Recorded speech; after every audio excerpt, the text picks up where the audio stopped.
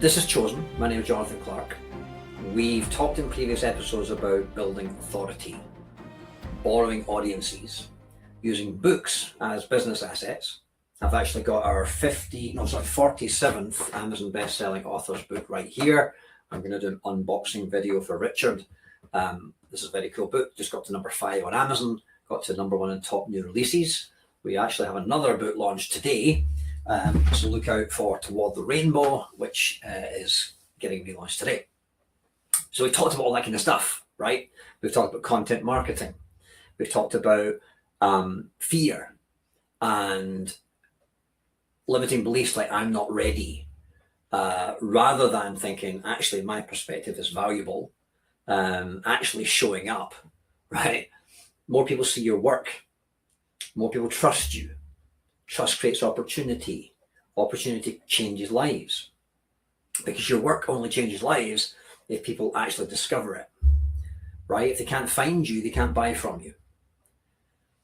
But then when they do find you and you say the right thing to the right person at the right time, they feel the necessity instead of simply heeding it. Okay? So less hiding. This is all about the visibility wound, as I'm calling it. I'd rather you get out there. The understudy is brilliant. People understand what understudy is, right? But you don't want to be the understudy. You want to be the main attraction, right? You want to be the go-to thought leader. You want to be the lighthouse above the fog, as I call it. So healing the visibility wound and having you not be shy to say what you want to say, not crumbling when someone disagrees with you, telling personal stories, sharing your perspective, let people meet the real you. That's what visibility is all about. Imagine if 12 months from now, people introduced you before you entered the room. Imagine if your calendar was filled because people already trust you. Clients arrive already convinced. What would that change? What would that change? David didn't need another logo. He didn't need another certification. He certainly didn't need another website, right? All these things are what people do. They open another Instagram channel, they change the logo. Oh, don't get me started on hex codes and colors of logos and fonts. Do you really think somebody buys your product because you use the right font? Really? What they're really going to do is buy your product because you said the right thing that resonated with them. You hit upon a raw wound in them. You offered a practical solution that would actually fix their problem, and they resonated with that. That's what makes people buy, not the color of your website, okay? Not your logo. No one cares about your logo because your logo means nothing to them. It doesn't have any resonance. I don't care about Starbucks logo until I have our interaction with Starbucks. Then maybe, if it's a good interaction, I will come back to Starbucks. If it was a bad interaction, I'm going to hate that logo from now on. But it doesn't mean anything to me until I have that interaction. How do you going to get that interaction? By saying the right thing to the right person at the right time and being trusted. David didn't need another certificate, right? He didn't need another website. What he did do was need his own permission to stop sending his understudy and to show up as the go-to guy. And nowadays, David speaks at conferences. People quote him. His clients come pre-sold, not because he's somebody else, but because he became himself. He let himself out to play. Okay? You can continue polishing the resume, or you could introduce people to the actual person. One path creates attention, eyeballs, vanity metrics, impressions, views. The other creates folklore. Right? So this show is all about where we reverse engineer how experts become unforgettable. Not famous necessarily, not necessarily even an influencer, but just the obvious choice in your industry. Because the fact is, legends are not born, legends are engineered. So I want to offer you a theory in this episode, and it's probably going to make you uncomfortable. Sorry, not sorry. I don't think you've got a visibility problem. I don't think you have a marketing problem. I don't even think you have a confidence problem. I think you have a visibility wound. Because if you're not out there, if you're not shouting from the rooftops about what it is you do, if you're camera shy, if you're reluctant to put your face out there, think about all the helping experts who build best-selling books, premium brands, and have multiple income streams. Okay? I've watched people do that, and I've helped people do that, and I've done it myself. And I've noticed something. The people who need to meet you probably have never actually met you. They've met your qualifications, they've met your credentials, they've met your website, they've met your carefully polished LinkedIn profile that 5-day challenge told you to do, your respectable elevator pitch, but they haven't met you. They haven't met the version of you that your other clients rave about. The version people tell their friends about after dinner. The version that makes someone stop halfway through a sentence and go, wow, you just said what I've been thinking for years. That person often doesn't come online. Instead, your resume goes to the meeting. And your resume is a very respectable person, very professional, very helpful, very well organized, perfectly appropriate, and probably forgettable. I think somewhere along the way, you commit the smallest, most expensive betrayal. It's a strong word, but maybe in your entire professional life. You edited out the very thing people would have remembered.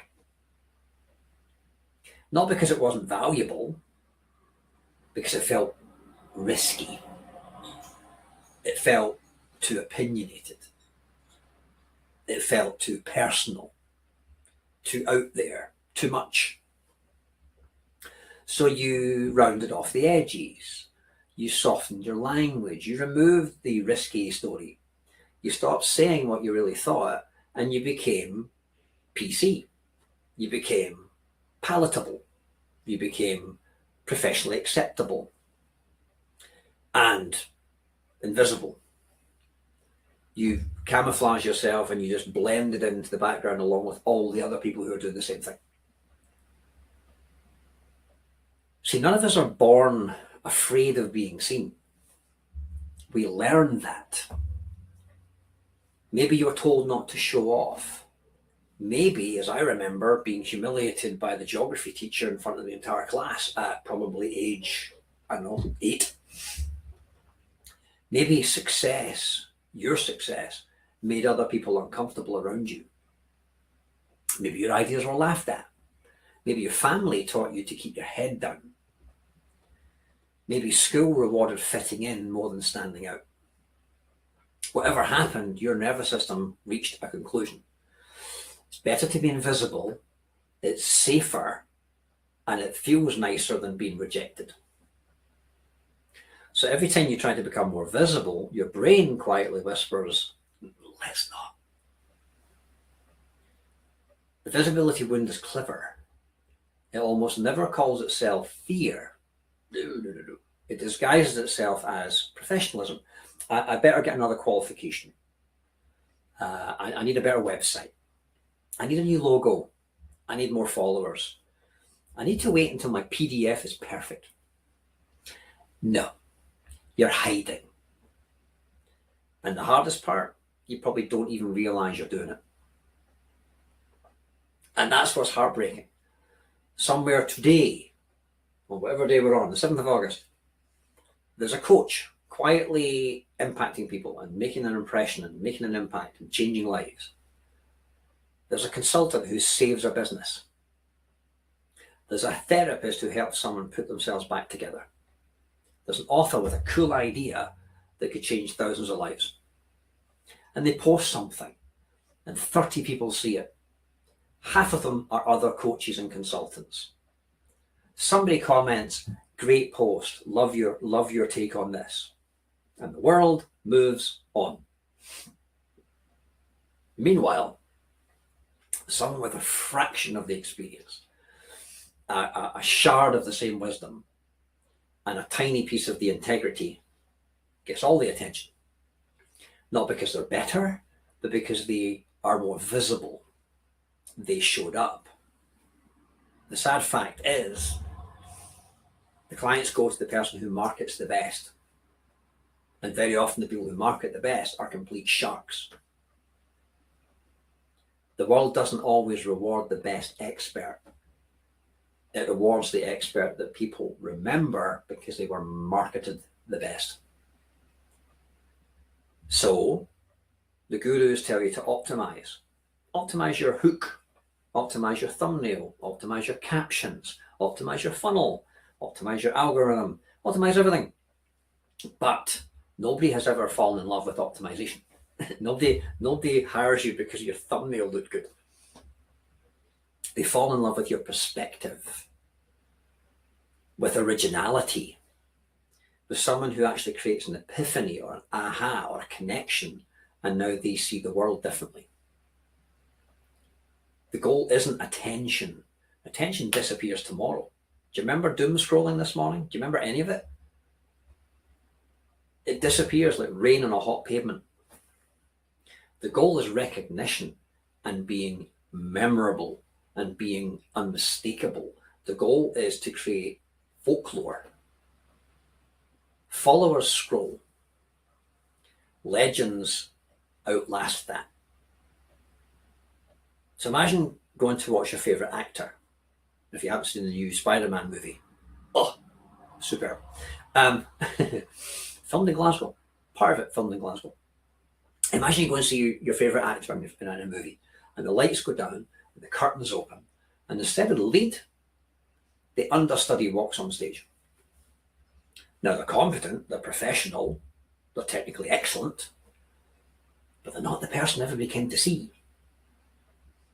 And that's what most coaches, consultants, authors, experts, speakers are doing. Your business keeps sending the understudy. The real you, the curious one, the funny one, the slightly unhinged one, the person who adds value to you, truly, the person who asks uncomfortable questions that maybe take 10 seconds to hear and take you 10 weeks to answer. The one clients become obsessed with, they never get a chance. They never get to make it to the stage. So this isn't about becoming louder. It's about becoming more truthful. Because every day you hide, somebody less qualified gets the keynote speech. Somebody less experienced gets the client. Someone less insightful gets the podcast interview. Not because they're better, but because they were visible. Visibility isn't just vanity, it's also responsibility. And if your work genuinely changes people's lives, remaining invisible has a cost, not just to you, but to every other person who never discovered you. I just spoke to my friend Charlotte, who went to lots and lots of people who didn't do what she was hoping they would do. And after a while, she started to think it was her, right? Like if the brakes on all your cars fail, after a while you start to go, is it the cars or is it my foot? Right? The mistake people make is they think that confidence comes first and then they can be visible. It doesn't. Confidence is a receipt. It arrives after you've taken an action. One of the reasons we publish Amazon best-selling books is because when the author holds the best-selling book in their hand, they've got nowhere to go.